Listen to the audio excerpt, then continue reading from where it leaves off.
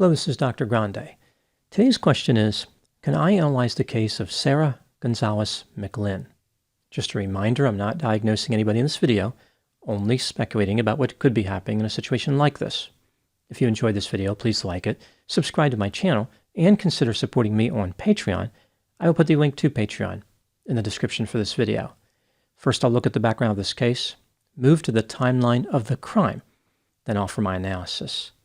Sarah Gonzales McLinn was born on July 9, 1994, in Topeka, Kansas.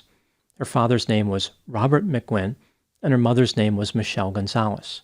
When Sarah was 14 years old, she went to work for a man named Harold Sasko. She worked at one of 3 pizza restaurants that he owned. Harold went by the name Hal and was 33 years older than Sarah. After Sarah left the pizza restaurant for another job, Hal stayed in touch with her. When Sarah was 16, her parents divorced, and she became displeased with her living arrangements. At the age of 17, she moved into Hal's condominium. Supposedly, they had a father-daughter type relationship. When Hal moved into a house in Lawrence, Kansas, about a half-hour east of Topeka, Sarah moved with him.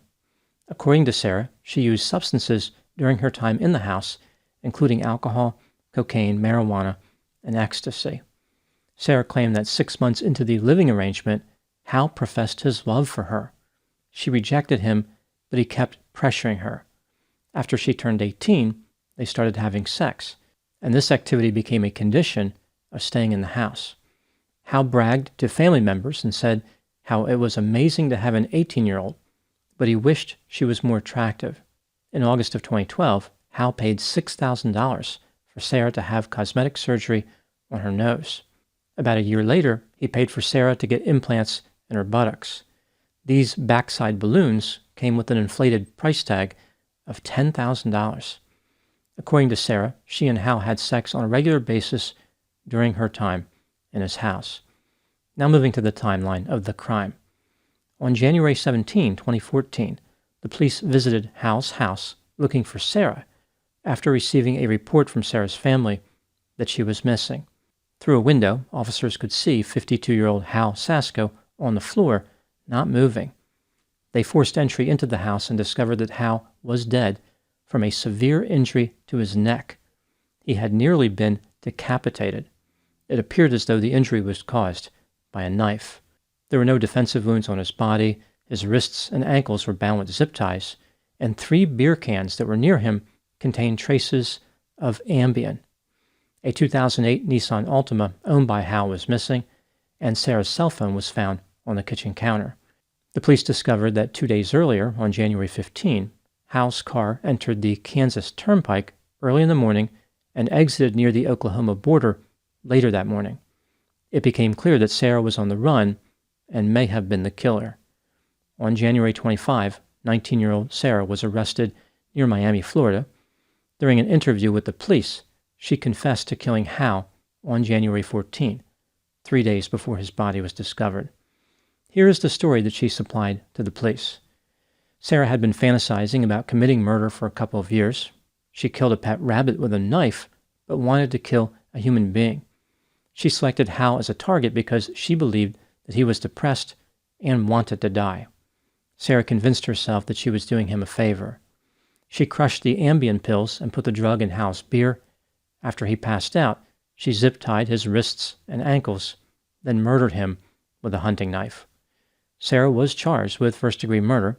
She pleaded not guilty by reason of mental disease or defect. The state offered her a plea deal, life in prison with the possibility of parole after 25 years. Sarah turned down the offer and went to trial. Her defense was based on the idea that she had dissociative identity disorder. On March 20, 2015, Sarah was convicted of first-degree murder. 3 days later, she was sentenced to life in prison with the possibility of parole after 50 years, which the state referred to as a hard 50 sentence. The jury had found that Sarah murdered Hal in an especially heinous, atrocious, or cruel manner. 6 years later, in 2021, Sarah reached an agreement with the state. She would drop an appeal that she had made based on ineffective counsel during her trial in exchange for life in prison with the possibility of parole after 25 years. Sarah could be released as early as February 1, 2039, when she will be 44 years old. Now moving to my analysis. Sarah Gonzales McLinn maintains her innocence, and she has many supporters. Initially, her defense was based on the idea that she had dissociative identity disorder, but many of her supporters have given up on promoting that strategy. The focus now is based on the idea that Hal was a terrible man who manipulated Sarah into having sex. He was controlling her in various ways, including financially. Essentially, the argument is that Sarah engaged in some type of slow-moving self-defense. She had to kill in order to escape the grasp of Hal. The state, of course, disagrees, arguing that Sarah admitted she murdered Hal because she wanted to know what it felt like to kill. Before moving to the analysis of guilt, let's take a look at Sarah's creative defense strategy based on the mental disorder dissociative identity disorder. This used to be called multiple personality disorder. A mental health professional hired by the defense indicated that Sarah had 4 different personalities. They went by the names Vanessa, Alyssa, Mila, and No Name. Each alter had different traits.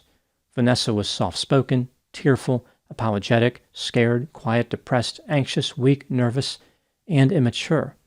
Alyssa was strong, witty, confident, irresponsible, and angry. Mila was feminine, nice, and liked people. No Name had a simple personality. She held the memories of trauma. The theory of the defense is that Alyssa killed Hal to prevent Vanessa from engaging in self-harm activity. Evidently, Mila and No Name just watched on the sidelines in horror. No Name probably felt like a nobody in the grand scheme of things. The defense expert spent 17 and a half hours with Alyssa over the course of several months in order to make this diagnosis.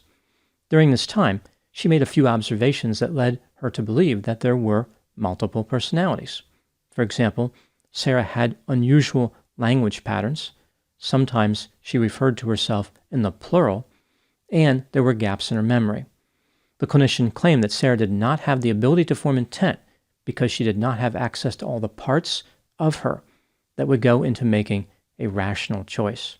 A mental health clinician for the state said that Sarah did not have mental health symptoms that rose to a level where they would prevent her from forming intent. A clinician at a state hospital determined that Sarah had borderline personality disorder with antisocial tendencies and was exaggerating her symptoms. During her interview with the police, Sarah made no mention of other personalities, and the police did not see any evidence that there were other personalities.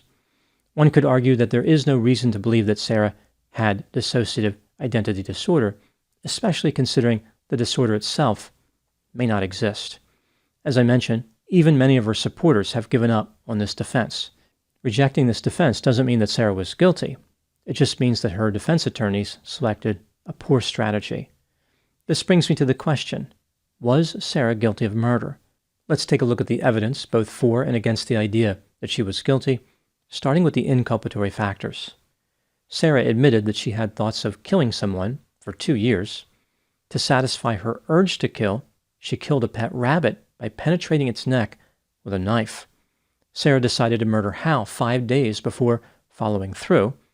After killing him, she left her cell phone in the house so she could not be tracked. During her interview with the police, Sarah denied ever having sex with Hal. Sarah claimed that she had been the victim of horrible crimes when she was young, but did not present evidence supporting these claims. Furthermore, even if she was telling the truth about her early traumatic experiences, how does that justify the killing of Hal? Moving to the exculpatory factors, at the time of the killing, Sarah was 19 and Hal was 52. The age difference could suggest that Hal was in a position of power and looking for sex. A few days before the killing, Hal sent a message to Sarah apologizing for trying to have sex with her. A few people who knew Hal said that he had a strong interest in young women. The police found that Hal had visited websites containing videos and images of sexual activity involving females who were near Sarah's age. Hal paid for Sarah to get 2 cosmetic surgeries, including a rear area expansion, which is inconsistent with the father figure role that he supposedly adopted. Sarah claimed that Hal took her money to pay bills and he threatened to file a lawsuit against her if she tried to leave. She made it seem as though he had financial control over her and was manipulating her.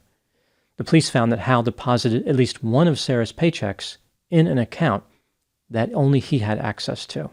After initially denying that sex occurred, Sarah changed her story and said that Hal pressured her to have sex. He was so revolting and disgusting that consuming substances was the only way that Sarah could get through it. Sarah appeared to have mental health symptoms not long before the murder. For example, she conducted a search on the internet for the question, "Why do I think so differently?" And she sent a text message to her sister which read, "I feel like a caged animal right now, and it's making me crazy." When considering the evidence, do I think that Sarah was guilty of murder? Yes, I believe she was guilty, beyond a reasonable doubt. What do I think happened in this case? This is just a theory, my opinion.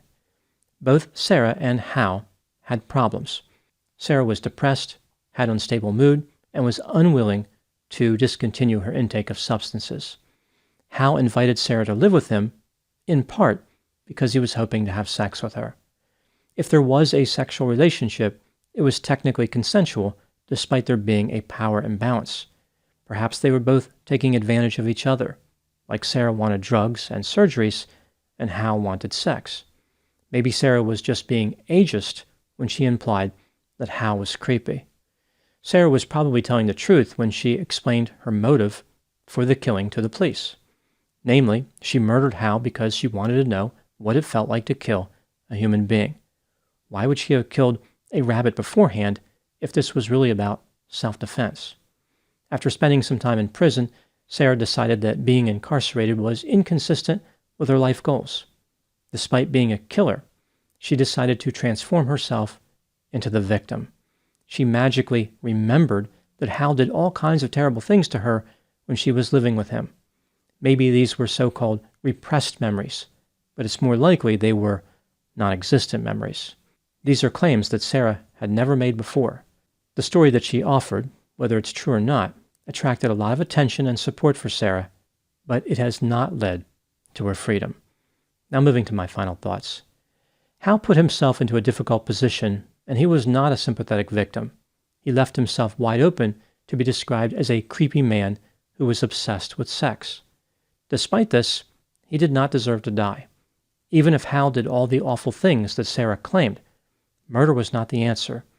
Legitimate self-defense is reserved for situations involving an immediate danger, regardless of how many personalities a person claims to have. Those are my thoughts in the case of Sarah Gonzales McLinn. Please put any opinions and thoughts in the comment section. They always generate an interesting dialogue. As always, I hope you found my analysis of this topic to be informative. Thanks for watching.